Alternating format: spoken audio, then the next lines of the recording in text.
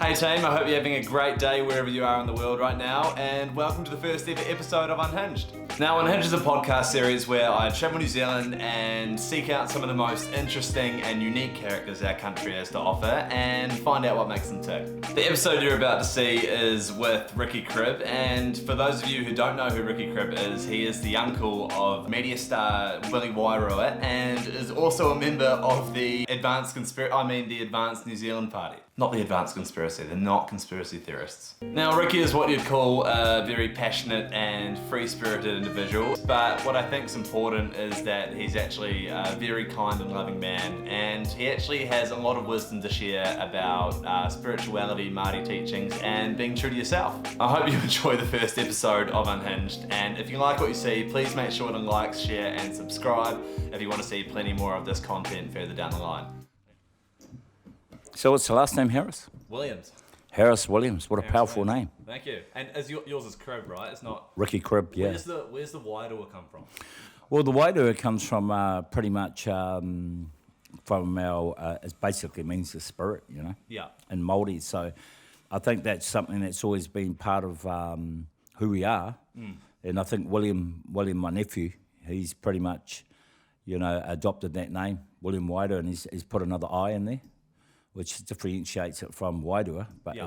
that's just William. You know, William's just doing what he does, you know, and it's always been my nephew's way of expressing who he is. Yeah. He's quite authentic in who he is, yeah. Well, thank you for coming on the podcast, man. Really appreciate it. I got to ask about, what the suit. Like every single photo, video that I've seen you in, you're always in the weird suit. What's going on with the suit?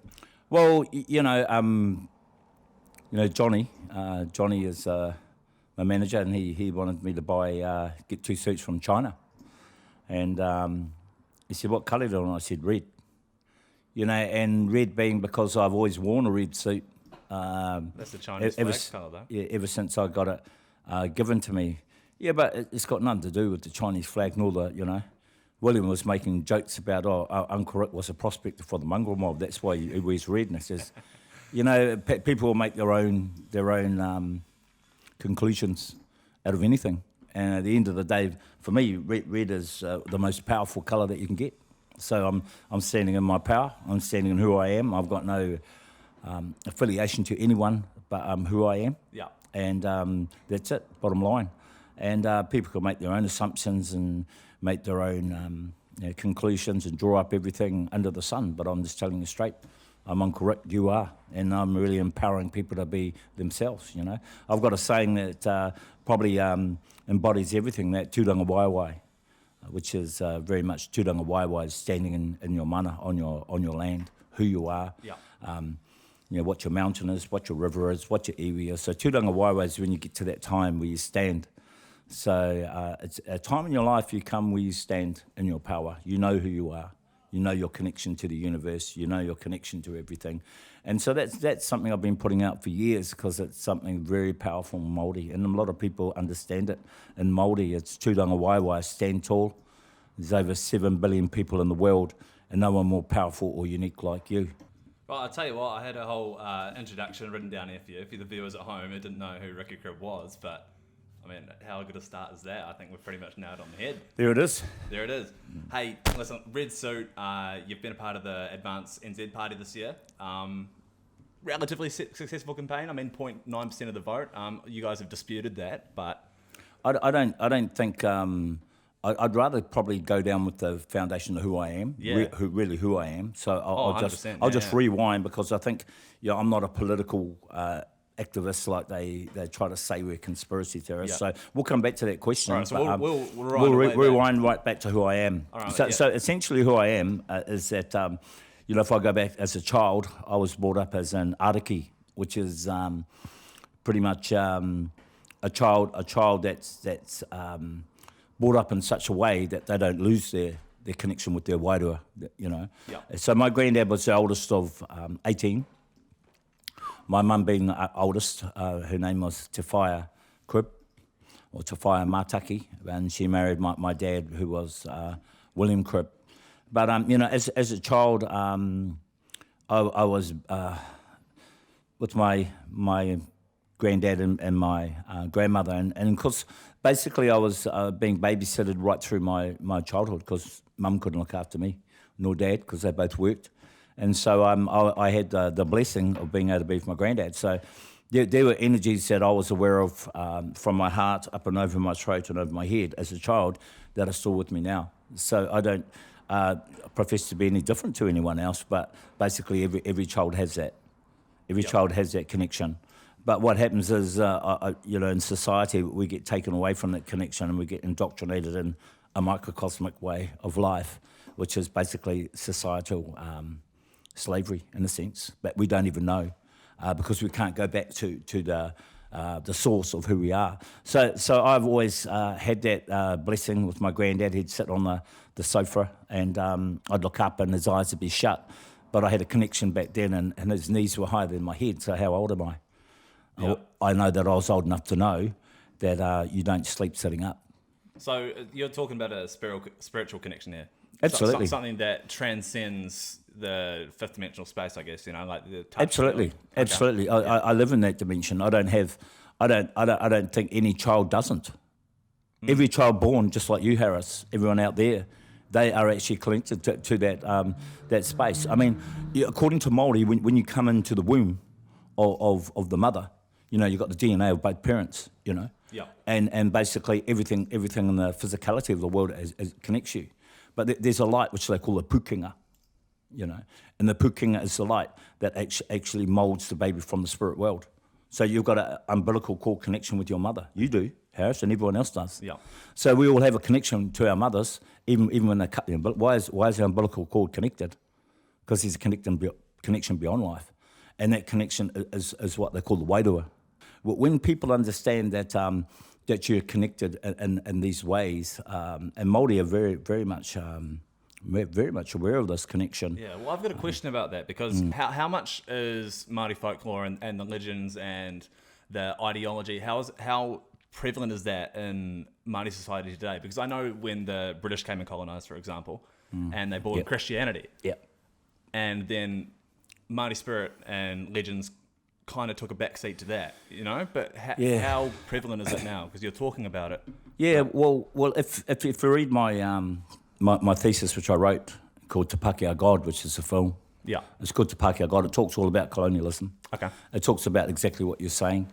And I go right into the depth of it, right into my understanding of the path that I've walked. So I've given a rendition that belongs to all New Zealanders. I hope it to be in all the secondary schools, Advanced New Zealand. Billy T. Kahika, he has a copy of the Blu-ray of that film, which I don't think he's cited yet. He's been so busy. But, I've got a lot of time for Billy. I understand that, we'll get into that later on. But, Māori people, their myths, their legends and other things, they were just, you've got to remember they were an oral race. They didn't have a written language. So the only way that they could remember was to put it into an analogy, just like stories, like the Bible was in stories, and that's how people could pass them down from Moses and Abraham or whatever religion you have. So we were an oral culture, so we didn't have a written language, so the only way we could do it was through our carvings, and the carvings actually tell a story of how far we go back into Hawaii, which was in the middle of the Pacific Ocean. And if you go into the ancient teachings of Lemuria, that's where the land of Mu used to be. If you look at James Churchward's books, which I've read numerous of them about the children of Mu, and all of these ancient symbols that say that we're connected to things a lot deeper than what we see today. So you're talking about ancient civilizations in Lemuria, and you're talking about races of the spiritual evolution of humanity, and these are ancient teachings that you can find in out there if you look hard enough. In every religion, the Gilgamesh epic, the Great Flood, they're all part of things that happened in the Atlantean civilization that people poo-hoo because there's no evidence. But if you go into it, the internet's full of it, evidence of everything from ancient civilizations. So let's get back to Ricky Cribb, 2 parents, both work. So therefore, your koro had to take care of you a lot, and you formed what you've described as a spiritual connection from a young age to him and his mannerisms, and he taught you a lot about, or set the foundations for the man you've become today? Yeah. He never taught me anything, but he just these things are all intuitive. They're happening, and if you go back to the Brahmins and you go back to gurus, that's how they bring up the children. Yeah. They bring them within the aura of the parent that has evolved enough to keep that solidity of that light within the person, and so that when they go out there, it doesn't diminish. Whereas most people don't have that grounding, they just go into whatever they're indoctrinated through society, Gotcha. whether it's education, whether it's environmental adaptation through their parents. Well, explain that. So explain that transition from quite a spiritual upbringing with your grandfather. Well, I didn't know it was spiritual. It was just what my life. But looking back at it, right? Yeah, looking back. And then going into the, I assume the public schooling system, which is, I assume was also quite secular at the time. Yeah. So I'll touch on that. Yeah. I spent my whole life in nature. I spent them with butterflies and loving everything that existed. A blade of grass I had much love for a blade of grass. I have my own mother. There was no distinction. Mm-hmm. So you're talking about a different. That's crazy. Well, it's not crazy at all. It's normal for me. So I go to my educated at Lytton Street School. But the most powerful thing that I ever had was when I was. I had probably the best childhood you could ever have. Yep. We never went without. We had the basic necessities. We had a beautiful mum. My dad was an alcoholic, so we had problems, but we didn't know. Dad was just Dad. He just had shaky fingers in the morning. Okay, gotcha. Yep. But we were kids, and we just loved it, and Mum sort of protected us from that sort of thing. When the arguments were going, we'd cry, but we didn't understand. We were just kids. And, I'd be sitting there and these things just happened, So other than that, 99% of the time everything was absolutely fine. And so being educated was a beautiful experience. I got to see a lot of friends of all races, and they were just amazing people. I was just blessed to have a childhood that never had any abuse in it. Yeah. I was very lucky, and so I hear of some of the stories today of some of the abuse out there, and it's just horrifying. I think we've got the worst rates almost in the world for child abuse. Yeah, well, per capita, that is. Yeah, they do say that, but then there are in some countries things going on that I don't think we even know about. With children going missing. You look at in the States, there's quite a lot. You'll hear things about even. There's some things, I can't actually really I don't really want to talk about it just now, but there's a lot of things going on that we don't even know about. I don't even want to say the word on here because it's not what I want to be attached to. But just going back to my education, like I saw starving children on TV for the first time, and I would have been probably around about 7, and I was just a mess. I went to bed. It affected you, did it? Oh, hell yeah. It was like... Fucking hell. 7 years old too. It was like... I was physically sick. I was just spewing. I was just... That's how much connection that I had to everything being pure, from nature to the frogs I used to catch and just nature and catching birds. And, when I'd catch a bird, I wanted to capture their I don't know, I just wanted to, it was almost like a materialistic way of looking at the universe. I wanted to capture the bird in a cage so I could look at it, because when the bird flew, my heart would be flying on its wings. And that's my life, all from my childhood. And so I didn't know any other way, Harris. And so when I saw people, these little kids, with, and abdomen, dragging the abdomen along the ground and flies and things, and I mean, these are images that I have that were quite. I don't think I was meant to be watching at that time. I think we used to go under the sofa and look at television programs with Mum and Dad, and we look at things. It sounds like you were incredibly self-aware at a very young age. I was just totally. It really made me sick. So bad was it, Harris, that I went outside and sat on the doorstep. Mum and Dad were like asleep. We weren't allowed out because that was just the rules. You just stay in bed. No, you just didn't have any need to go outside. You had a warm bed and everything. You slept, and that was it. And then I sat in the gutter and was totally confused. Couldn't say. I don't know what time it was. Had no idea. But back in those days, the milkman would be coming around about probably 4 o'clock in the morning, and, I can remember helping him at some stage. But then I walked down the street, and then all of a sudden I thought, wow, this is quite cool. I'm 7. I might not even be 7, but I'd be walking down, well, no one can tell me off now. So I had this power within me, Harris, and then I almost walked down the middle of the road. And as I was walking down the middle of the road, I just had this incredible, mission I was on, So I'm walking down the middle of the road. I just seen all these starving children, and I get to the shop, and I look in the shop, and I see all the food, and then I just start bawling my eyes out. It just comes crushing down like almost like a sense of guilt, right? Oh, absolutely. That felt like? Yeah. Why don't they give them the food? A sense of disgust at a society that had all this food and they couldn't share it. And so then I remember running, and I don't know what I had on at the time, but I remember ripping the buttons and throwing it on the ground in absolute, like I was going to change this, And that was very, very young. And then I started running, and I remember all the wind rushing all over my hair, and then and all over my face, and then as if to free them from this incarceration, this abomination, this obscenity that we face in the world today, where 45,000 people were dying every day when I ran for mayor in 1995. And then, so every time you went to bed, by the time you went to bed the next day, 45,000 children had died in a land of plenty, Yeah. It's like Mahatma Gandhi said, there's enough food for every man's need, but not every man's greed. And so I went to, that's where I went on my journey, and I ended up on Highfield Hill Lookout, which is in Fielding. Okay, yeah. And that is our maunga, which I didn't know at the time. I was just a child, but I stood there at that maunga and I looked over Fielding. Everyone was asleep. I'm 7, I'm awake. And there's a power within. And I vowed that day that I would do something that will change the world. That was the defining moment, 7 years old. Yes.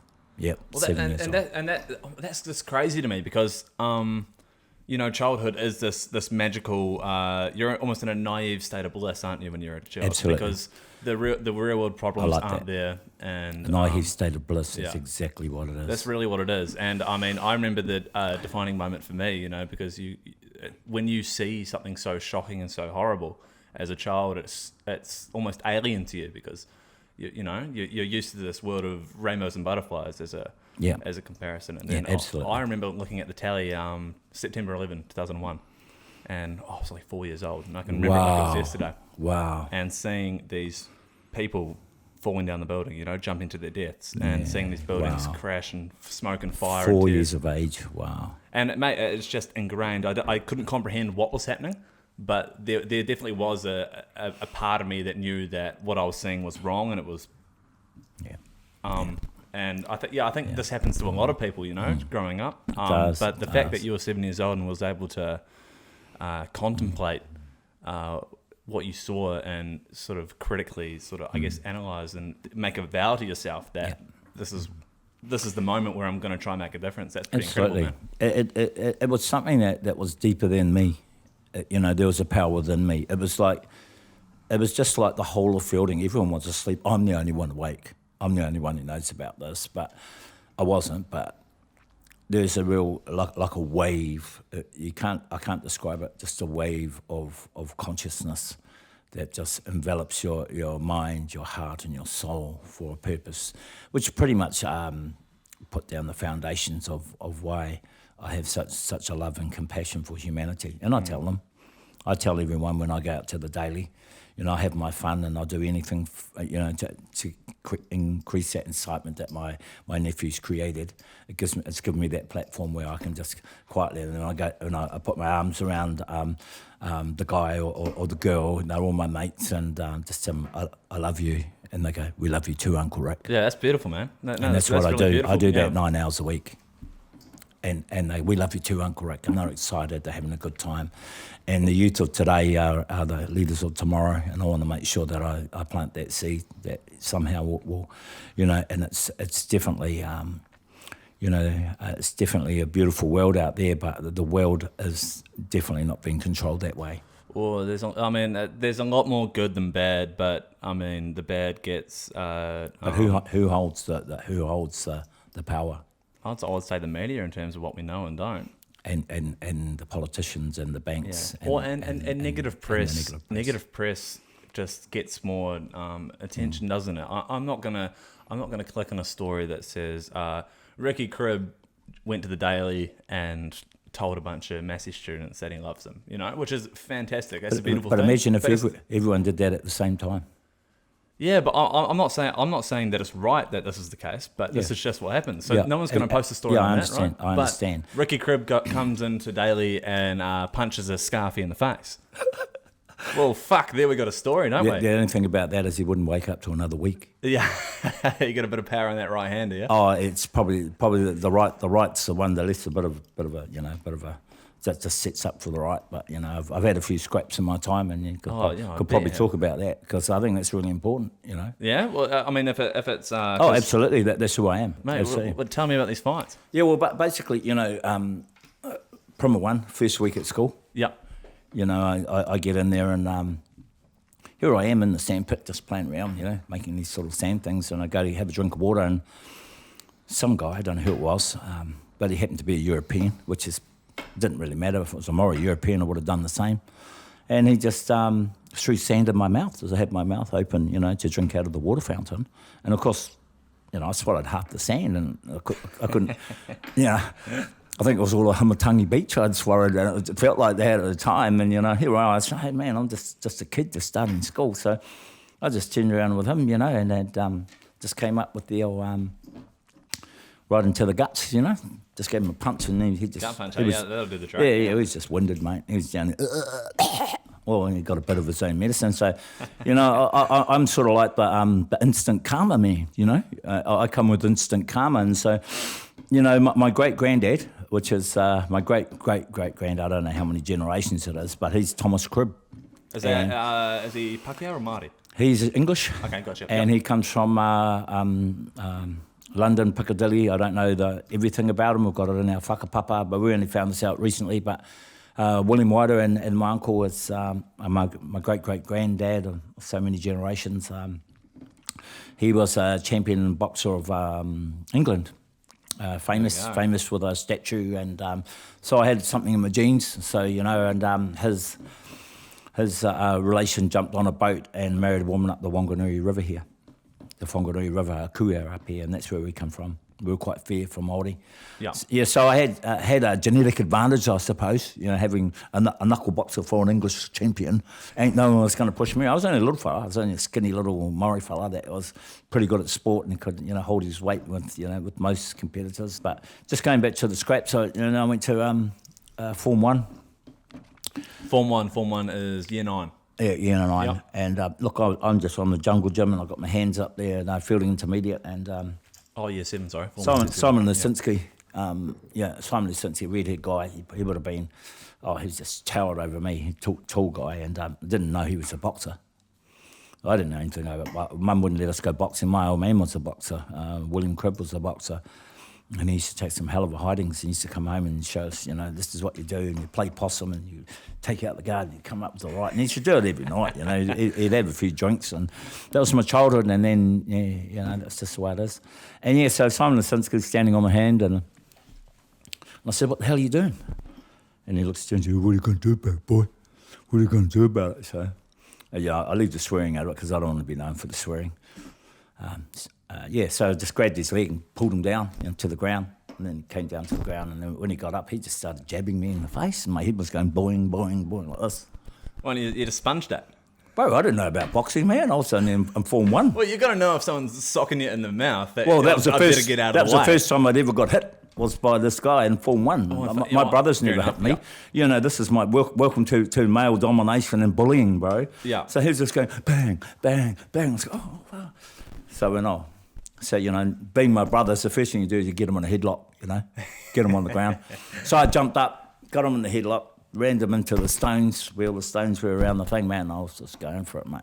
He wasn't going to get out of this, mate. This is MMA. This is MMA in Form 1, mate. This is MMA before MMA. Yeah, and I tell you what, and then Pioneer. Because here we go. All of a sudden he's got all the crowd coming, go, come home, because all the bullies had a reputation. Oh, yeah, I bet. Yeah. And so, go get Mr. And of course, man, I was just going for it. And then Mr. Gavin come along because he tried to stop me. He said, bro, it's too late now, mate. I'm in the zone. I'm still going. So I'm fighting. I've got the teacher. And this is what I had, Harris. I've got this incredible power within me. You know, it was just like I had this incredible...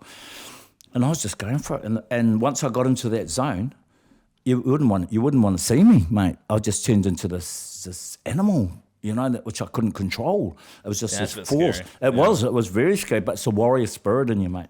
And when you open it up, when you're defending something, when you're defending your honour, when you're defending your mana, it's the same psychological focus that you have when you go to war and you're defending your family, you're defending your woman, you're defending your children. And that comes out. And when that comes out, you can't beat it. And that's why you find a lot of upsets in history where people just got this incredible, you know. And that's not necessarily... It's not a bad thing. Well, it's not physical, is it? Because, no. I mean, sometimes... It's a willpower. Yeah. It's a willpower of the spirit. And when that comes through... But it transcends into something. But it could also be words. Like Martin Luther King would have felt something deep inside him when it came out in his famous speech. You know what I mean? It's how you control that. But, you know, so... And that plants the seed to where I did with martial arts, and why I had to do it because, you know, but I'll come to that. But meanwhile, I'm at Simon and Sinski, mate. Every blow was like, yes, I've got, you know, because I'm defending my honour. Yeah, I'm defending my mana. I'm defending my mother. I'm defending my sister. I'm hitting this guy. He had no right to do what he did, which was stand on my hand while I'm on the jungle. And every person has a right to defend themselves. So I was only just expressing my will to defend myself.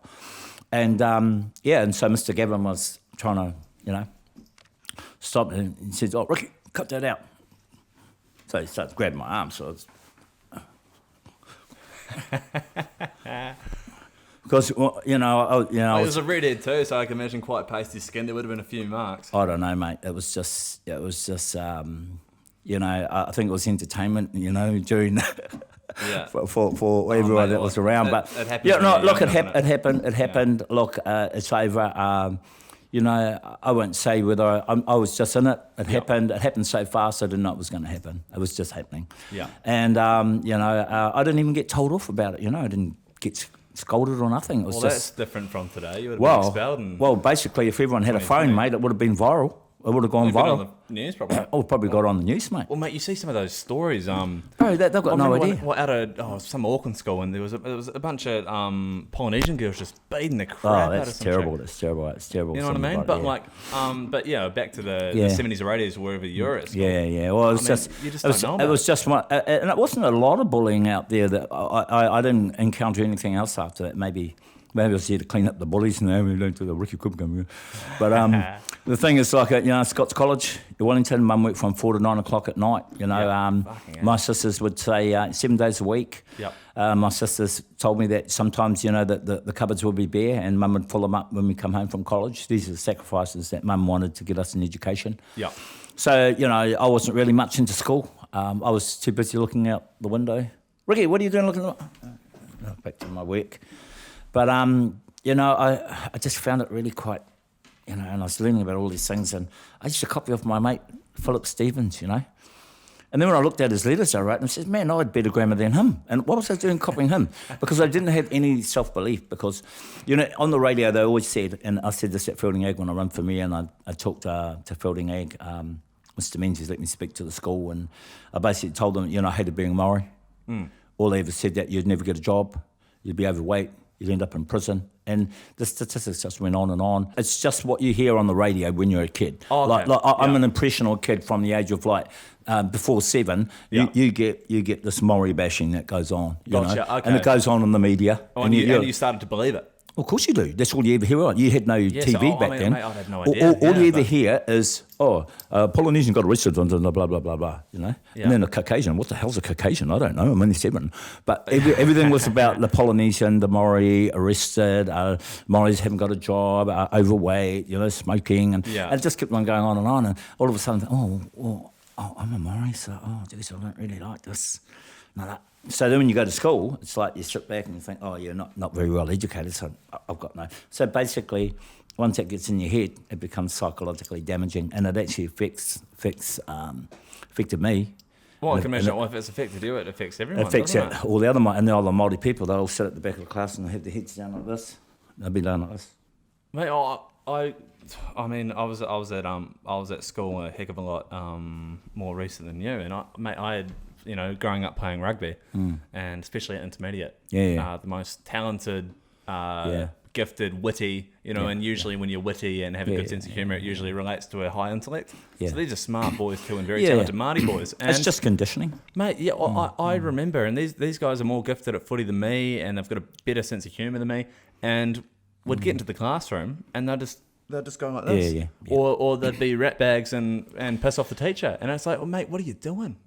I just couldn't understand it. I think it's because the Māori culture's a bit different to the European culture, and it all gets down to it's just the way the system is with colonialism, and if you had the Europeans coming onto marae, they would find it just as intimidating for them. If they were brought up on a Māori marae, and then they had to have this karanga. What's a karanga? Well, that was the story with old. I don't know if it was James Cook or was it Abel Tasman. They turned up on the boat, and the Māori start doing their welcoming haka, and they're like, "Holy fucking shot one of them!" Like, he had no clue. It's like these guys are about to kill me. But it's just that's like, I can't imagine. But that. it's a cultural differences, and regardless of what's happened, this is history. There's good and bad in all cultures, And if it wasn't someone else taking over you, if you weren't taking over them, they'd be taking over you. That was the way we lived. That was the law of the land. And mate, that's what we've got to realise that. Hey, we've evolved out of that. Well, 300, 400 years ago, everyone was a dingbat that didn't have any sort of respect or understanding for the fellow culture. I mean, Māori people on this land before the Europeans settled, there was land wars between tribes. War and chaos and violence and misunderstanding. It happens to all cultures. That was humanity. I mean, that's just the bloody and terrible trail of humanity. Absolutely, Harris. And I think we just have to accept it. Yeah, it is. And this is important that we accept these. You can't erase history. No. It's part of it. And when people understand that behind history, there's been a little bit of fiddling the books a bit, so it makes it look like the winners of the so-called war are the ones who tell the history because the others are dead. Yeah. So they get to slant it slightly that way. Oh no, they did not get burnt down. It was the gunpowder that caught alight in the rupu houses in Rangiohia in 1864, and it just happened to burn everything to the ground. Very, very terrible. I can tell you that now. That's a brilliant English accent, by the way. Oh yes, it is. But I just want to sort of probably touch on my martial arts side of things, which I think is really important. Okay. Because I always had an understanding of this rage within me, I had to. I did my judo, and I threw our teacher, and I put him off school for 3 weeks because I was really good at picking spuds, and I knew how to. I was quite strong physically, and I worked for my own pocket money with my brother Dicey. That's Cribb. That's William's dad, and he was like 3 years older than me, so I was probably 3 years ahead of me for my age, I suppose, because I was really competitive, and my other brother Ralph. And so I became really, we were just really good at sport. Everything was a competition. So, once I learned how to throw someone, the teacher taught us how to do a shoulder throw. So what was I going to do? I was going to shoulder throw the teacher. So I threw the first 15 prop, and I hurt him. Ooh. And then I threw, and I was only in the third form. I threw. He obviously he let you throw him. No, this was during a normal thing. Well, how much is the guy? You'd be about less than 60 kg. Then. I would. Yeah, I was only a little fella, but look, judo's about the lower you are, the more powerful you are. Yeah. It's all about central gravity. So once you learn the technique, because it showed you the technique, so it showed you how to fall and everything. So I was going, how did it go? And next minute, the old teacher's like, he's off for a couple of weeks. I mean, I might have busted his back or something. So, what did martial arts do for you? I mean, well, but basically, I learned to. Sorry, I didn't mean to cut you off. That's right. What it taught me was self-control, and absolute control of what I could do. So when I go to gradings, like, there'd be we'd go and have a grading and it'd be full on kumite, which was full contact. You could do anything you liked as long as the other guy was happy with it, because you didn't just go and beat someone to submission. It had to be like, if you hit me hard, I can hit you hard. Next minute you can go as hard as you like. Hammer, and so you get these guys in Napier when we go up there, and with Napier and Wellington, they'd all have their bands around them, and there'd be probably about 80 people from the lower North Island, and we'd have John Jarvis, the 5th Dan black belt, and the first fight I got, this guy coming in like this, these real staunch guys. But, I used to watch David Carradine Kung Fu, and it was all about balance. I'd listen to it, like this good student, and, and he used to talk to the blind guy, and he used to talk about the philosophy of the martial arts, the spiritual side of it. So I had a real spiritual understanding that, like, you had to be in balance with yourself to be able to beat the enemy. If you were out of balance, then you're at a disadvantage. Which, I mean, by what you're explaining to me, it almost sounds like it has a lot of similarities with the idea of Wairoa. These things actually correlate, and this is from Japanese culture? Japanese, and that's what I harnessed, was the spiritual side. And Monty Edmonds said to Ricky, you're really deeply into the spiritual side, and I am, because I went back to the monasteries, because karate went right back to Bodhidharma, who came from India and meditated for 9 years on how the monks could actually defend themselves, because they were getting slaughtered and just killed. So they had to be able to defend themselves with all the things that they did, the Shaolin monks. The advent of Shaolin. Everyone had the right to defend themselves, and it's the same with the samurai when they went to Okinawa, where Goju-Ryu came from. That they go to the island and just rape their women, so they had to be able to use their nunchuckers and their things to fight them off if it ever got to that. Yeah, those things are gnarly. The samurais just chop your head off. Oh, those too. Yeah, so Okinawa, they learnt Ti, which is kara. Ti is the empty hand, the art of the empty hand. So they had to learn the art of the empty hand, and so it's a beautiful art. And what they do is they balance both left and right sides of the body, so that they come in align with their mind and their focus with their spirit. So they're actually going through, if you see all the Tai Chi, they're actually flowing with their soul. Is that to do with the Tao syndrome? Yeah, very much so. The Chinese are very, very, very intelligent, and there's 1.4 billion in the world, or more. And the Chinese and a lot of the Oriental arts are very much to do with the Wairoa, the spirit. And there's always a bow before, there's always a meditation before and after, because whatever you use is sacred. It should never be used in aggression. It should always be used to defend your family. Yeah. And that was what we were brought up with. So anyone that went outside, that was banned from the club. You weren't allowed to fight outside the club. Unless you were in a corner. If you were caught fighting, you get banned. We weren't allowed to go in any tournaments. It was traditional karate, so you wouldn't go and get a trophy, go home. They used to talk about no more, no fighting. Go get trophy, go home. That reminds me a lot of the Karate Kid. They glorified when the Mr. Karate Miyagi, and he teaches that very special version of Kung Fu, and it's actually not about violence. I don't know if you've seen. It's not. It never was. You seen Ip Man? Yeah, Ip Man's cool. Beautiful movie. Ip Man's amazing. Beautiful movie. Yeah, that's why I fell in love with the martial arts, because it had an origin of self-defense, and so I was able to learn all of that through. It's right to the deepest parts of meditation, which is you get into the dans right through. Yeah. So I've got the Satori Martial Arts Academy, which I've got online. You can actually watch it. Okay. Satori is a sudden state of enlightenment that you get through years and years of understanding, and all of a sudden you get this perfect connection to the universe through. It's like a sudden state of enlightenment, and all of a sudden, bam, poof, it's there. And all of a sudden you're not separate from you, you're part of it, you've actually become part of it. And it's something that's a personal experience that a lot of people don't understand. And so Satori is very much the Buddhist path to enlightenment, and very much misunderstood in the West. Karate is about control. I have the control to take your life right now. Mental and physical, right? Absolutely. Yeah. I could take his life. He knows, but I'm never going to do it. I mean, you're talking about a martial art which is defending you from someone with a knife that's going to kill you. And men more generally, like, we are, as men, we are the most dangerous beings on the planet. We are. We have the capacity for atrocious. I mean, just look at history. So, and so many people I think need to hear. I know. It's like, putting these martial arts and these systems of discipline. I have this power in me, but let me harness that and control it for good on the benefit of my family, my friends. You know, and it's been MMA's just prostituted martial arts. And it is and it isn't. Mate. When you see guys just breaking people's arms and then just smashing you don't beat someone's head on the ground. You just don't do it. Well, I mean, it's gone back to the barbaric days of feeding the Christians to the lions, and that you just don't do it. But the money, it's money, and this is a control of people's consciousness. Yeah, everyone just wants blood. You're going right back to the Roman times where the gladiators come in.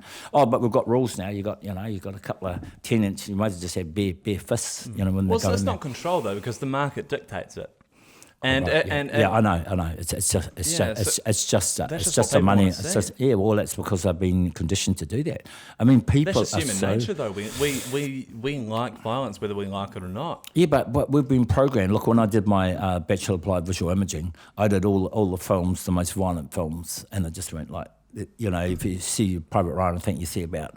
I don't know, about 490 people dead within the first minute. Yes, the first 5 minutes of the film. Yeah. But the thing is, that was reality, and I quite like that in the sense that it brought the realism of war and a lot of war.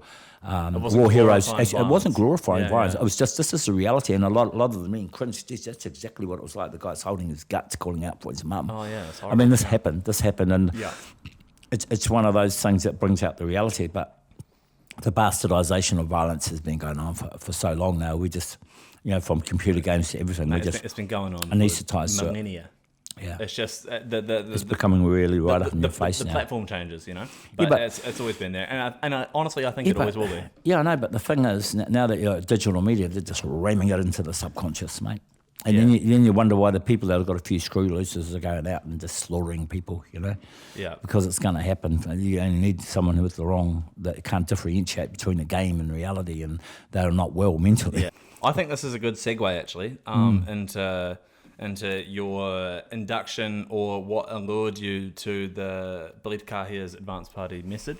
And I also, what I want to delve into more specifically is that, around the idea of censorship, and what happened to you guys during your campaign. Mate, it was shocking. It was shocking what happened to us. Well, take me back to the start, because I want to what about Advance NZ? What about their message and their ideology? What really resonated with you? Okay, before I get there, I'll just lay the ground as to who I am. Yep. Look, I met William. William was William. I love William, my nephew, and we had a really strong relationship. I had 3 boys that were longer with me, and William was very much a big part of my life. And so we're William and I. This is really important because people know who I am, but they don't actually know the history of who I am to get into Advance. So Advance is coming. But eventually, so I went and it was just at Christmas with William and started standing on my head, and he was filming a few things. I thought I was going to a few mates like you, Harrison, a few boys. Because I've seen him do that before Snapchat had come along, because Snapchat was a bit hot then. And because William was just filming, I didn't know what he was doing. So I was down on my head and I stood on the chair. And this is pre-Willie going Willie viral big time. Absolutely. Okay. But William had about, I think it was 5,000 people then. I think he was like 2016. It was about 5,000. Yeah.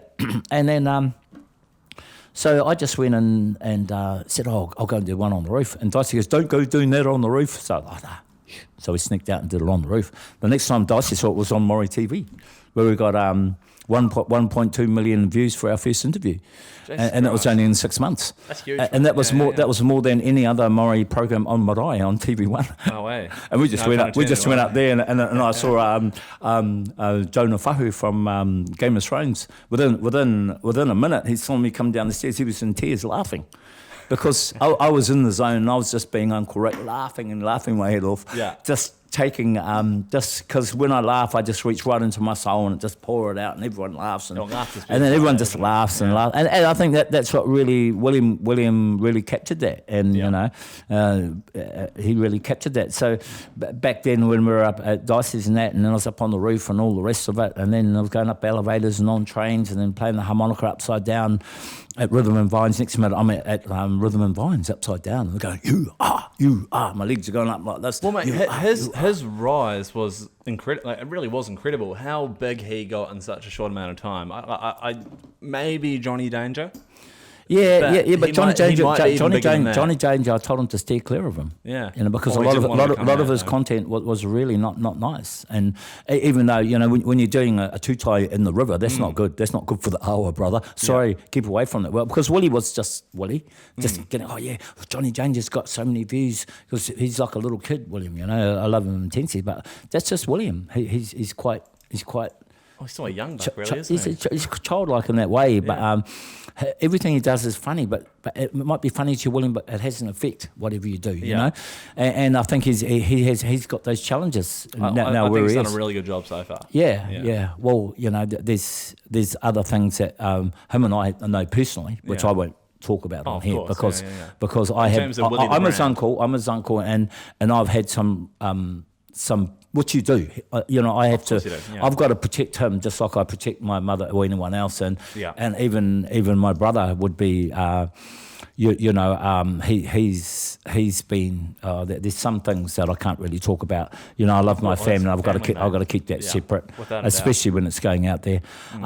But we've had our challenges because you're in the public eye, and I have a totally different view of what's in the public eye to most people. So, I have a really clear understanding of how that can affect people. Yeah. And, William's got people that are from 9 to, and quite young. Yeah, that are actually on there because that's what happens on social media. They jump on, and they, it's quite open, and so a lot of things I don't, and it's like anything, but it's just what happens in society. So William went from, when I was looking at his views and things, within a month he was up to 25,000. It's become really much a part of New Zealand culture now. Our Uncle Rick and William Wairua, that relationship was where it started. Like Batman and Robin, really, isn't it? It was, Yeah, and like that's where it everything. started. But since then, I've and I'll be straight up. It's pretty much like, they've had plans for me to set up the Uncle Rick Foundation, and this is what Johnny, I was so pleased when he set that up. But that Uncle Rick Foundation was very much the branding and everything, and Johnny was going to do all that. He went to China, got me a couple of seats, and I thank Johnny for that. And but there's things that have happened that since then I've sort of like steered away from that, and I've gone towards standing what I believe is very much where I need to be. And, which is in the political sphere, right? Yeah, and William says, I'll just be straight up. William says, Uncle Rick, you're not allowed to wear the glasses. So I've been Uncle Rick for so long, I wasn't allowed to wear the glasses. But I just so I can understand that though, because Willie's thinking of in terms of what is how you ought to act in New Zealand society. When you think politician, you think nice tailor-made suit, hair parted, you look the part. And red suit Uncle Rick style is, well, that's just, mate, That's Uncle Rick. Yeah, So I am, yeah, 100% that's what you are, but that's not what society expects of a politician. So that's why Willie would have had his discrepancies about. No, it had nothing to do with that. It had to do with him having contracts with corporates. Oh, right, and because that's Willie's brand, and Well, it's his brand, but he's also using my face. gotcha. Okay, yep. Look, Willie's got Uncle Rick Reds. Uncle Rick Reds, okay? yeah. This is Uncle Rick Red. He's using my face to make money, Yeah. okay? And at the end of the day, I just said to William, you don't own me. And he doesn't own me. I can do what I like. Hell yeah, you can. I'm his uncle. I brewed him up the arse. Excuse my language. No, I wouldn't do that, Willie. Not today, anyways. But it's just a family thing. Yeah, okay? 100%. And whether he agrees with it or not, and he goes, "Oh, Uncle Rick, we're going to take you out of the TV program. Take me out." Yep. Basically because at the end of the day, it's not about money. It's not about corporates. It's about the 11 and 9-year-olds that are hanging themselves up in Highbury here. Yeah, it's about providing hope. Well, Would at be the end of word, the wouldn't it? day, it's a lot bigger than the paycheck you get from the corporates. Yeah. But Willie couldn't see that, and neither could Johnny. It's all about where they are and what they're doing and everything. And says, I didn't give two hoots about that. Because at the end of the day, from them, wouldn't it? yeah, but at the end of the day, William saw me run for mayor in 1995, and he said, Uncle Rick sounds like Martin Luther King. I haven't changed. That's big, yeah. He was down there, and he was saying, Uncle Rick sounds like Martin Luther King. Mm-hmm. And they were words that come straight out of William. And I remember when he said that, William, nothing's changed. I'm still that Uncle Rick, that's still that little child with my granddad. Yeah. And don't you ever tell me what to do. And William wanted to sort of, oh yeah, no, sorry William, don't want to talk to you. Bang. Because that's who I am.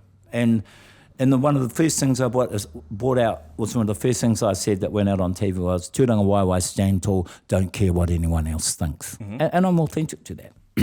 Yeah, so advanced. So we're back to advanced. So Billy Tikahika.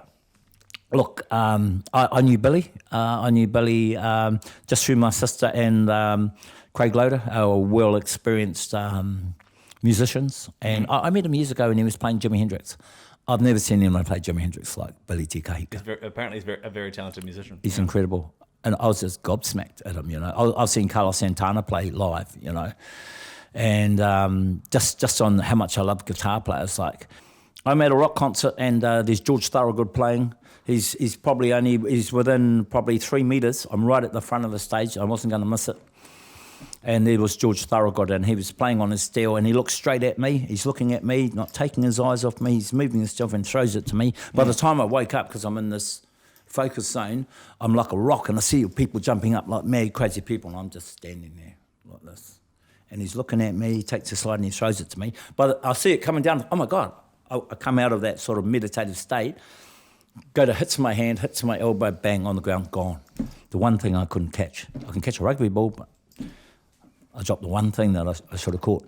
And then Carlos, then he bows down to Carlos Santana after they have a pick out on the stage. And there's Carlos Santana. He's standing only like to the left, and he's about probably 5 meters away. And the same thing. I'm looking at Carlos Santana. He's looking at me. He just gets straight into me, hooks straight into me, and starts playing. He starts playing, and he can't get out of it. I've got him there. And he can't play. Got him in a mind trance. I've got him in a mind trance, mate. I've got Carlos Santana here, like this, and he has to. I don't know how long it was, but we were in this timeless thing, and how long he was playing like this. And then he had to go like this, and had to go back to the audience. And that was the one moment where I thought, oh my God, I actually got on Instagram and sent a whole thing about that moment, which I haven't had a reply yet, but I'm still waiting.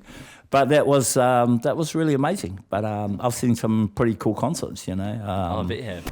So, Billy Tikahika. Musician? Yeah. So he's a musician, and basically, he's a damn good one. And look, I've been researching for about 16 hours a day on lockdown. Okay. I wasn't happy with what was going on in the world, and I just thought, look, there's something not right. Something that's not right in the world. You get a whole lockdown. I was training every day, going to the gym, and I put them all out on Instagram of me doing all my physical exercise, and so I was pretty much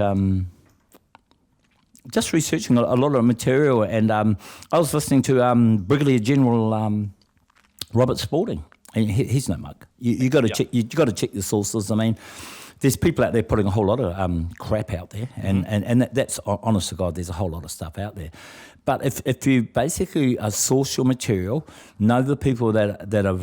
Patrick David did the interview, and everyone watch it. Patrick David and Robert Spalding, who was like a brigadier general and that lived in China, and they were talking about the Five Eyes and basically technology bought by.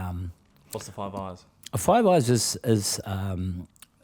pretty much the security agreement between Australia, New Zealand, Canada, Australia, New Zealand, Canada, the States, and Britain.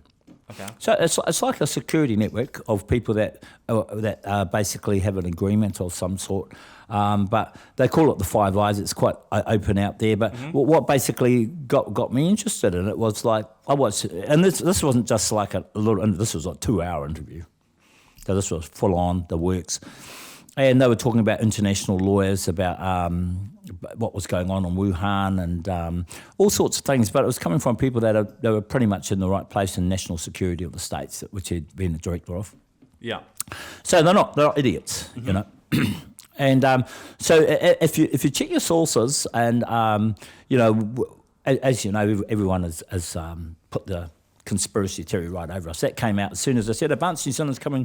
When they said to Jacinda, Advanced New Zealand has come up so fast. We've got 62 candidates in something like 80 days, and 3,000 in Auckland, another filling up. the places at, convention centre, everywhere where Billy went, because he was actually getting to people to actually ask questions of what's going on. That's all he wanted to do was ask questions. Asking questions and giving a half truth or a straight false truth, and then and fear mongering basically. But that's the way it's perceived. Okay. But there's been so many. For example, I'll just go back. I'll just wind back. Okay. Sorry, House. I've got to go back because worries. I'm trying to make a point, and sometimes we can go down a trail, which we can do when you're ready. Yeah. But I just want to establish exactly where we are with this, because you go back to Robert Spalding, and a lot of Billy's stuff comes from that. And I admit that, and Billy admits himself that he's made a few errors. Okay. And he's not a politician. He says that straight up. Yeah. And he says, I never wanted to get into it. But neither was Trump, and they seem to have a couple of similarities. Yeah. But the thing is that they're getting to the bottom of a lot of things which are corrupt. And there's corruption in the world. And I think once everyone reads the Blackmailer's Guide, they'll have a lot more awareness of what I'm saying and where the Advanced New Zealand Party's coming from. And until you read that, basically people are only reading what you get in mainstream. And what you get in mainstream is what you're going to be fed. And what that's going to do is going to go into your subconscious, and that's what you're going to believe. And that's what everyone believes, and that's what they voted Labour in. And that's pretty much basically the subconscious mind. Look, if we had like 125 million to butter up the press and put out another 75 million for a pool for New Zealand Line if I get elected. Hello.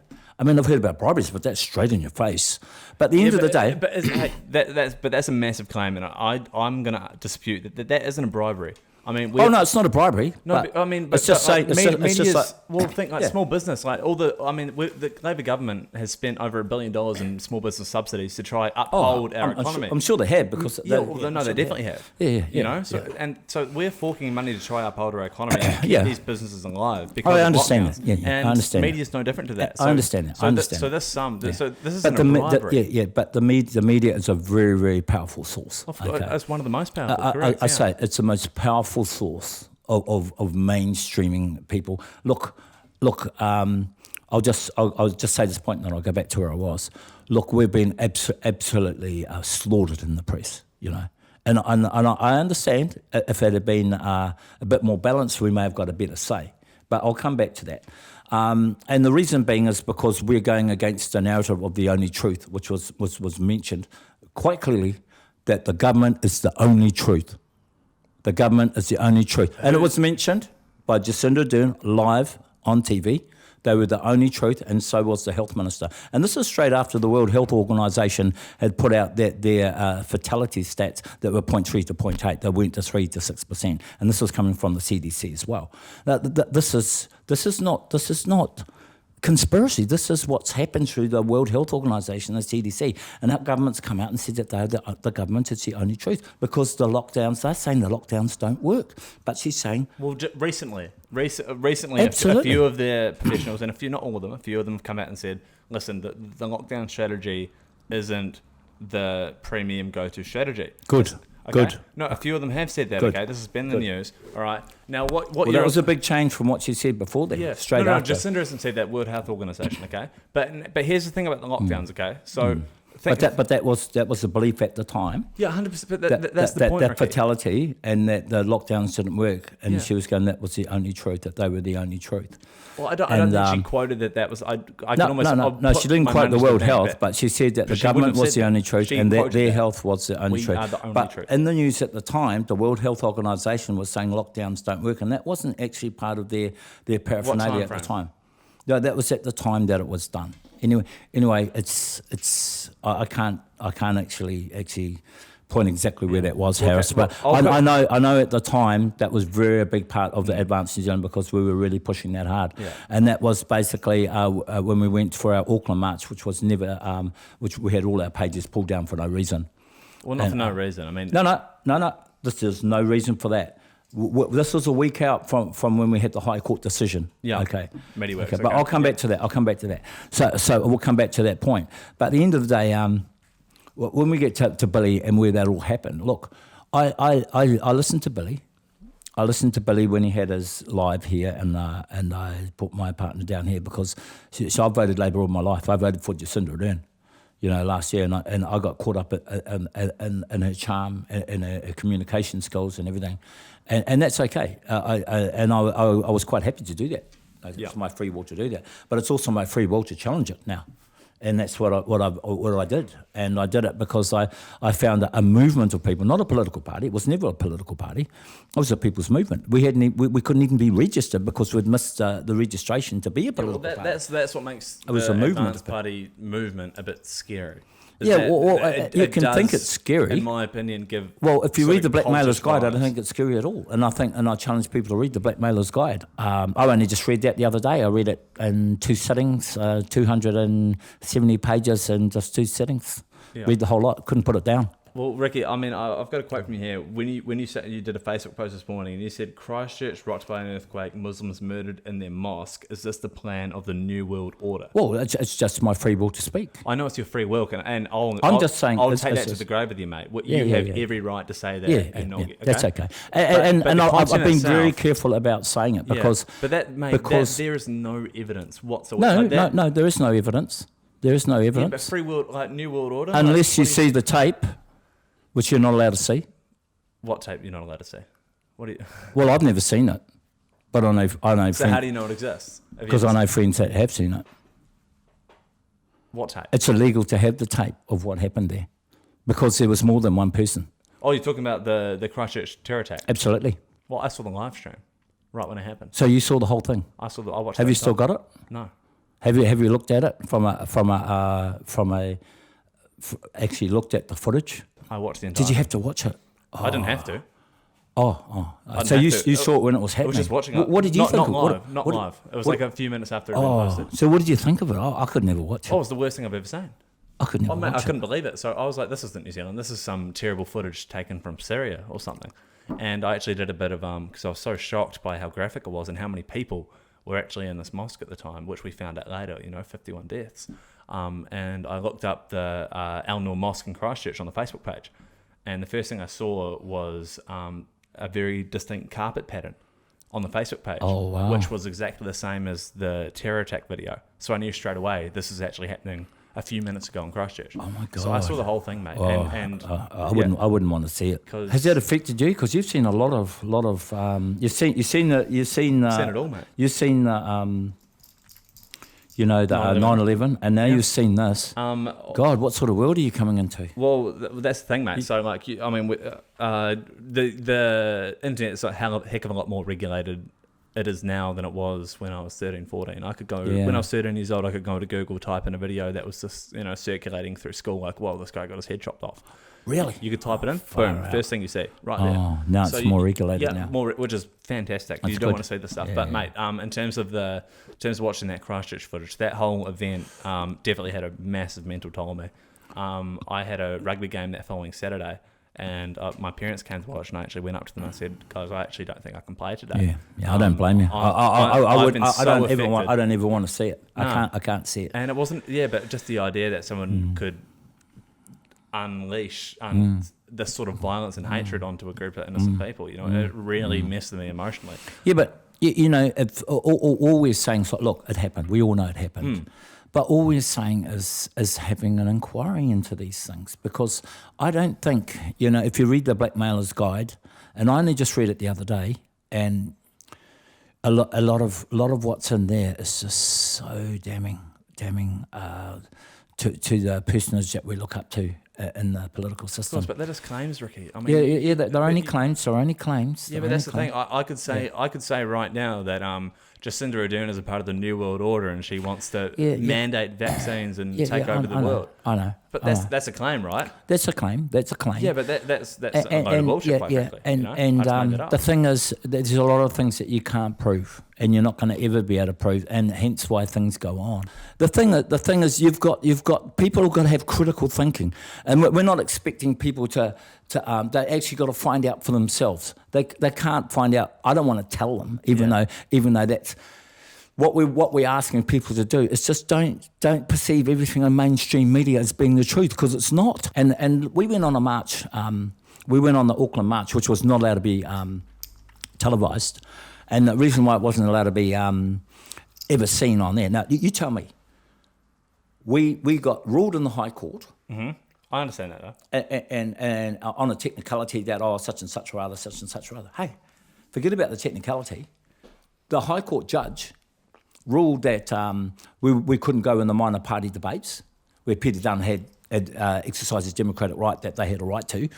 But that wasn't, basically they pulled out some technicality of being 4 years ago, blah, blah, blah. At the end of the day, we had 62 candidates that were elected through the Electoral Commission, that were legal entities under the Electoral Commission to actually express our views in a democracy about what we wanted to do, and we were no longer allowed to say that. But if we have a look, who owns MediaWorks?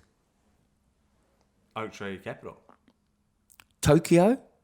Have a look. Tokyo? No, so here's the thing. And what is this Tokyo? Okay, that's good. Tokyo, tell me about that. Tokyo BV is the investment vehicle on behalf of Oaktree Capital, which is an the American money? company.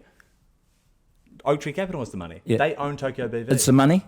The money's American. Yeah, but Not Chinese. And that's what I mean by half-truth. I mean, God, Victoria University did an independent study on you guys, and they found that the advanced page had 32% of information. That was a half-truth. who was this? Victoria University. So it's only an investment vehicle.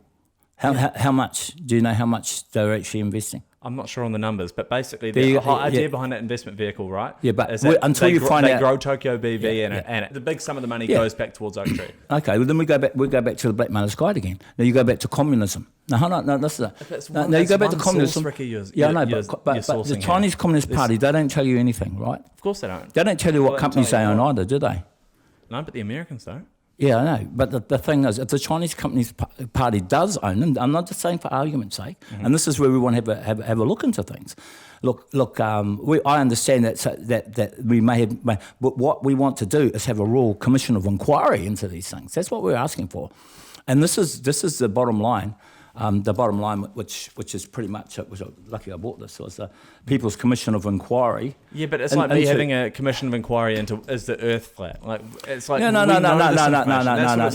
That's That's not like that at all. It's about the agreements that we've signed. Every UN agreement and how it's been signed and that type of thing. Yeah, and that's all it is. And if they've got nothing to hide, then there's no problem. Right? But there's nothing wrong with that. Yeah, okay. That's pretty much a big part of us and our democratic right to express it as people. No, but Ricky, you haven't online. Yeah. You guys have said ridiculous things like New World Orders and that, and don't get me started about. No, I don't think it's a ridiculous. That's why you've been taken down. I don't think it's a ridiculous thing. But that's why you've been taken down, not because you want a commission of inquiry. That's totally fine. Whoa, just tie-ho there, Harris, because you're going down a road which is you're putting things over things, and I understand where you're coming from, but when you go back to when you go, and this is why I'm stressing people read the Blackmailer's Guide, because everything from the universities, all the people that do all the surveys, all the people that are paid to do surveys on 5G or anything like that, paid by the people to put out their things. Of course, they're going to put out a favourable report. If we go back to Chinese Communist Party money. Okay, the thing about Chinese Communist Party money, I put out a front page in the Dominion. Labour and National have Chinese Communist Party money influencing every facet of our economy, controlling our lives. Like the illegal 100,000 donation from Jamie Lee Ross? Absolutely, yeah. But not just that. Which is your party member. Do you not see the irony, though, this is almost hysterical. Like Jamie Lee Ross, so you're going against this anti-Chinese Communist Party money, this anti-Chinese money. Your party co-leader has been involved in that sort of debauchery as well. He's been charged by the SFO. Jamie Lee Ross. Yeah. So you're preaching do you know why he's been charged? Because they found substantial evidence. So you think he's guilty? I don't know. Have they found substantial evidence? Enough to charge him. And who was the one who told him to do it? Simon Bridges. So if you're saying that the very thing that stops corruption in our country is corrupt, like, mate, I don't know. Well, have a look at the police authority. Well, it probably is. But then who's to say it's not true if you don't have an inquiry into it? But you can say that about you can say who's to say it's true about everything. You can't disprove a negative. I can't. There's a flying spaghetti monster up in the air right now. You can't disprove that. Look, you can't disprove a negative. At the end of the day, so you can say all the stuff, and I won't be able to disprove it fully. Harris, I'll tell you straight up. what goes on. Talk to me. Yep. 1998, rewind the clock. Now you listen to this, everyone. This is straight out fact of our government. Okay? I had a referendum, which I had all of the signatures signed, enough on percentage of the population of Feilding against the MP's pay rises. 7.3% Jenny Shipley wanted, and 4.3% that all the parliamentarians wanted. Pay rise. Okay? I worked my guts out to get all those signatures from every shop, everything around, everywhere here in Feilding and that. And then I ended up getting a letter from the House of Representatives that I could appear on behalf, as principal petitioner, on behalf of the people of New Zealand, to state my case. And I was allowed 2 witnesses, which I had Ina Butland and Neil Archer. One was a pensioner and the other one was an unemployed person. And it was about these MPs' pay rises. Now, Harris, this is straight up, mate. There's no doubt why I'm on this trail. So I went down to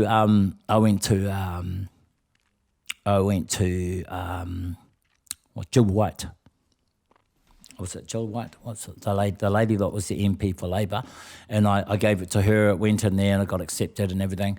And I got I had a letter from the Seal of the Crown stating that I could represent my case, which I rang Parliament after a couple of months. They hadn't got back to me, and they'd actually already held it without me. Funnily enough. And I said, look, they said that they were going to get back to me in writing. And the administration person in the office told me that, we did. It was in the Dominion newspaper. That was his argument, that it was in the Dominion newspaper, that it was a public meeting, and we made a mistake. They actually had it in private. Now, I'll tell you now, who employs the Higher Salaries Commission? You tell me. Well, us the parliamentarians. They're the ones who got the rise.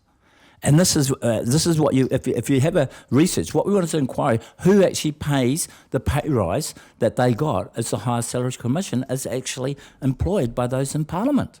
So they employ the people that pay them. Now, this is a valid fact in the sense that, look, I had my face spat out then. That was in 1998. Yeah. And the worst thing about it, Harris, was I was only a kid. I believed that everything was a plane, and I got a Seal of the Crown letter, and this is telling me that it's okay, you can come, and I'm going, oh, fantastic. So I had a 16-page document, which goes right back to the starving kids, right? Yeah. Now we're going back to the core of that innocent kid now. I'm not the person in Advanced New Zealand. Yeah. I'm the core of that kid. Yeah. Now I went down to there, which talked about the starving, talked about the suicides that happened in the market forces that were destroying the economies of the world through weighing up people's lives through profit and loss. And you only have to look at the statistics, 600 people committed suicide in New Zealand in the last couple of years. Yeah, we've got some of the highest rates in the world. Well, what it is. And the thing is, it's because this system is well and truly entrenched. So I went back and I put all the problems with the market rentals, which was destroying the health in a lot of our places up there in the gap between rich and poor. And the real practical things of not having enough police.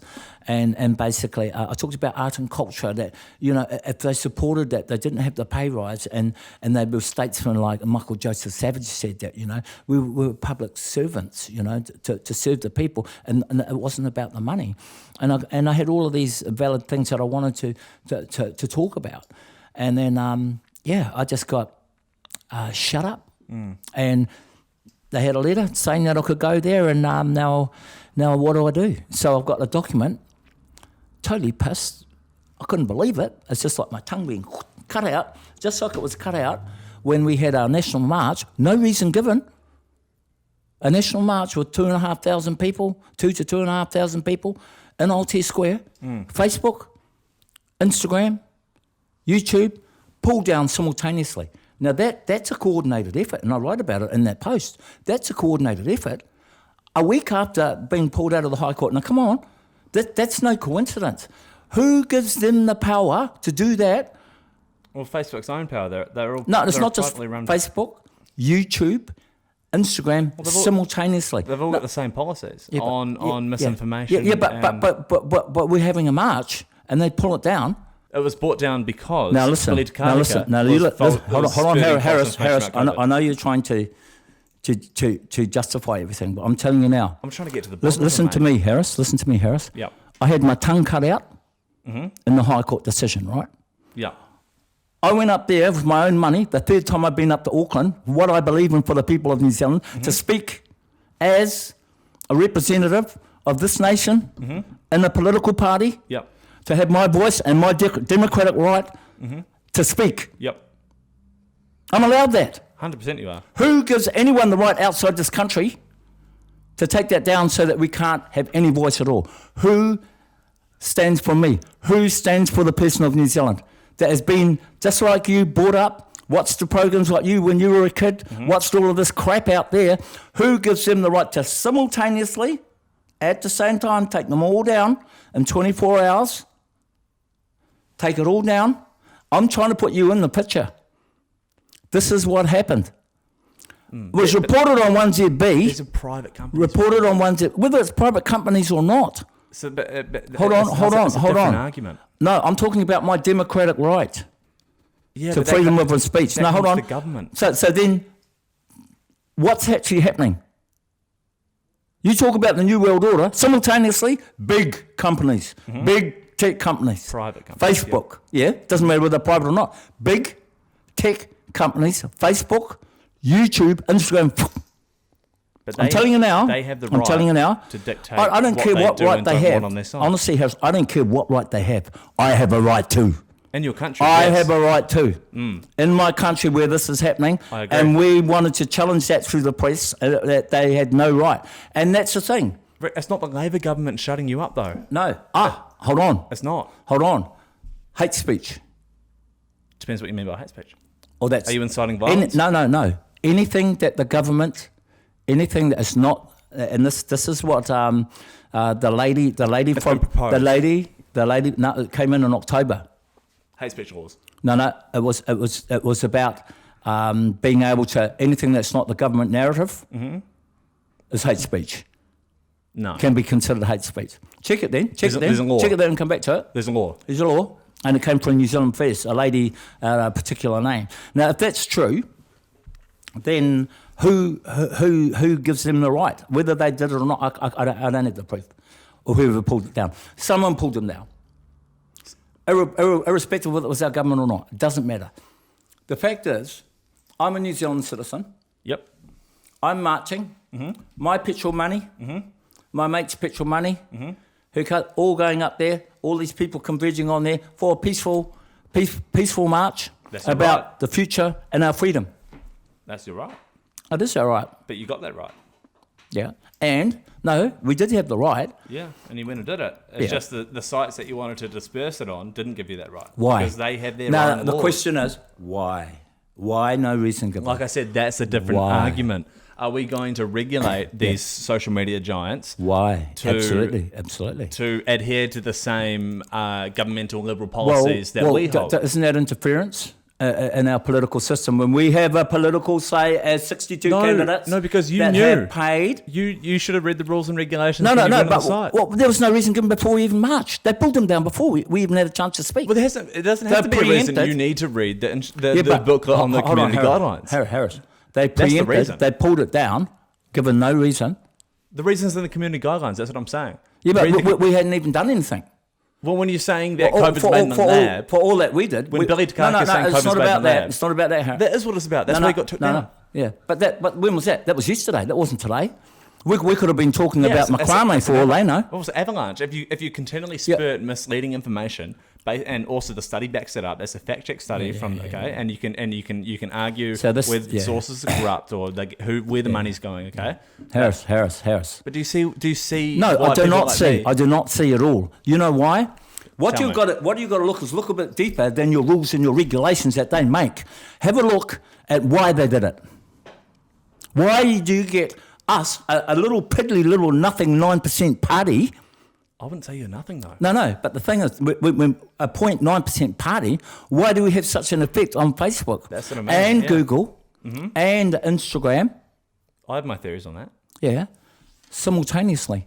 I can tell you. No, yeah, but why would it affect such a giant like that?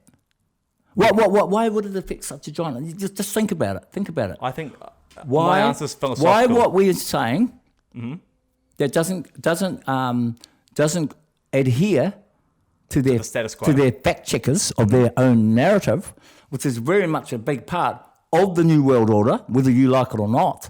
Which is in the Auckland, the Otago Daily. They've got a big thing on the New World Order. Read it. Yeah, I've got to read. Yeah, have a read of that. And it's in other newspapers because this is getting out there, whether people like it or not. These people are allowed to think. You've got the free will to think, Harris. 100%. Yep. And I've got the free will to think. What we're challenging people in the world today is not to just accept everything. Everything's regular. Everything's this. Facebook said this. Yep. Winston Peters said this. Or Ricky Cribb said that. It's not about what I say. It's about what you start opening your eyes about the world we're living in. And all this digital media stuff that's coming and programming. You know about programming. The programming through the media, the programming through social media, the programming through all of this type of... Are people really free to think? And they've got their ears. I go to the gym every day, Harris, and people are just not the same. They've got their earphones in, they do their thing, and they're almost like robots. Where are we going? And what we're challenging, and I think the good thing about it, Harris, and I know that you're doing what you do, and I understand that. And there's no personality stuff. I mean, you're a good guy, I'm a good guy. But at the end of the day, it's like, what type of world are we coming into? And what we're doing is I think that the biggest thing about Billy Te Kahika is he's waking people up. Whether you think he's this, that, or the other, he's actually making people think about the world we live in, which is not a bad thing, because we can't just go on just going along with what we're being told. We need to be able to critically think about where we are, what's happening to us, what's happening to our children. Read the Agenda 21, read the Agenda 30. Where's it taking us in 50 years? Read it, you'll be surprised. And you might have a different story about Billy Te Kahika. But the thing is, they're just shutting us down. And the thing about it is, yes, I agree that, yes, we have made mistakes. And Billy's the first one to do that because he's been put there. And, you know, the amount of love that we have as a party, it's incredible because people are just really, they want to have a say. And I think the most beautiful thing about the party, if we get out of the politics,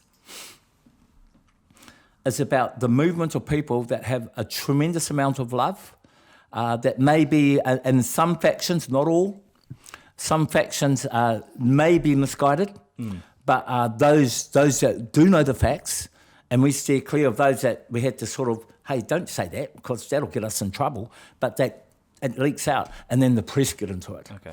Yeah. One question. Or one thing. For you, this may be not, but if you get Facebook, we're New Zealand, we're only like 5 million of the world's population or so. Yeah, we're a blip. We're a blip. Why did Facebook, Instagram, YouTube, simultaneously, I mean, that's some pretty big, like, coordination or effort. Well, yeah, they're all Silicon Valley, aren't they? Yeah, but why are we of any significance at all on this side of the world? These little Kiwis over there, why? Now, that's the question. Yeah. Everyone out there, why? Sure. Why in the Democratic, I'm standing as a candidate of Rangatiki that I love, the people that I love, I'm concerned. I'm going on a freedom march for the future of a party that believes in the people that they love. Why did they shut us down? Should we leave it on that? That's it. Love you, brother. Love you too, man. Here he is. Harris, my man. Cheers, brother. Well, all the best for your for your ventures, because you know you're the right guy for this media to get out there. I hope so, man. It's fun too. Well, I like you talking are, to people. but you can see, and I hope I've given you enough to have a read of the Blackmailer's Guide. I'll read it. And I'll read then it. we'll have another touch base. Yeah, we can have a second podcast. We'll see. Because that might be pretty crazy, I tell you. And you might be arrested by them. I'll probably be arrested. Yeah. Much love to you, brother. Sweet, mate. Thank you very much. There you go.